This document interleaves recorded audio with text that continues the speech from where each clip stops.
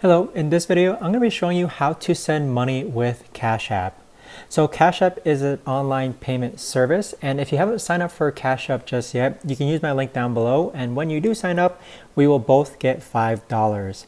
Now, in order to send money with Cashapp, what you want to do is first log on to your Cashapp account, and then you're going to reach the home page that looks like this. Go ahead and click on the $ in the middle. The number that you input can be any amount ranging from a couple hundred to a couple thousand. And so whatever number that you do decide to choose, so it's actually going in backspace, we'll pretend that we're going to send $1. So enter the number and then click on pay.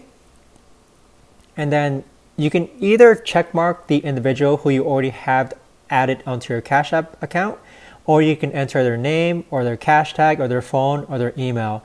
So in this case, I'm just going to checkbox Jack and then just add a note that this is for breakfast, and then afterwards click on pay.